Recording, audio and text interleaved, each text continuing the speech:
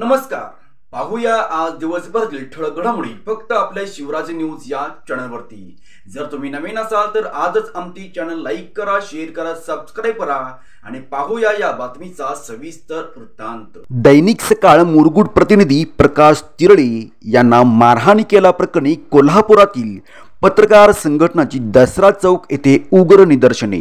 पत्रकार प्रकाश तिराळे यांना वृत्तपत्रात बातमी छापलेल्या कारणावरून शिवीगाळ व लाथाबुक्क्यांनी मारहाण करण्यात आली। याबाबत मुरगुड पोलीस ठाणे येथे गुन्हा नोंद करण्यात आला।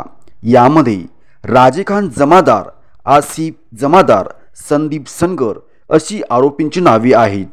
दसरा चौक येथे पत्रकार संघटनेच्या वतीने निषेध व्यक्त करण्यात आला।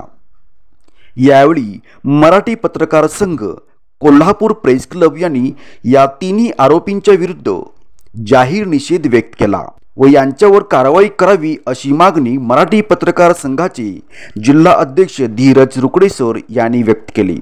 तर कोल्हापूर प्रेस क्लबचे अध्यक्ष शीतल धनवडे यांनी पत्रकारांच्यावर होणारे हल्ले सहन केले जाणार नाही असा इशारा दिला आहे। पाहूया धीरज रुकडे साहेब काय म्हणतात।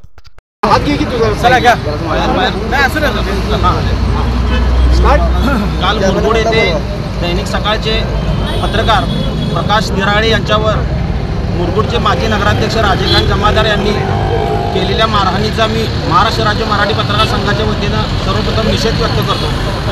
पत्रकारांच्यावर जीवघेणा हल्ला होण्याचं प्रमाण हे दिवसेंदिवस वाढत आहे। या हल्ल्यांमध्ये बऱ्याच पत्रकारांना जीवसुद्धा गमवावा लागलेला आहे आणि दिवसेंदिवस ह्या वाढणाऱ्या मारहाण हल्ल्याचं प्रमाण हे खास करून राजकीय पक्षांच्या पदाधिकाऱ्यांच्याकडून होताना दिसत आहे आणि राजकीय नेते जर या पदाधिकाऱ्यांना पायबंद घालणार नसतील तर पत्रकारांना याबाबत विचार करावा लागेल। आज कोल्हापूर शहरामध्ये, कोल्हापूर जिल्ह्यामध्ये छत्रपती राजर्षी शाहूंच्या नगरीमध्ये जर असा प्रकार होत असेल की एखाद्या पत्रकाराला बातमी लावली म्हणून त्याचं पोटशूट देऊन त्याला लाथाबुक्क्यांनी मारहाण करणं हे शोभणारं नाही आहे कोल्हापूर जिल्ह्याच्या अस्मितेला।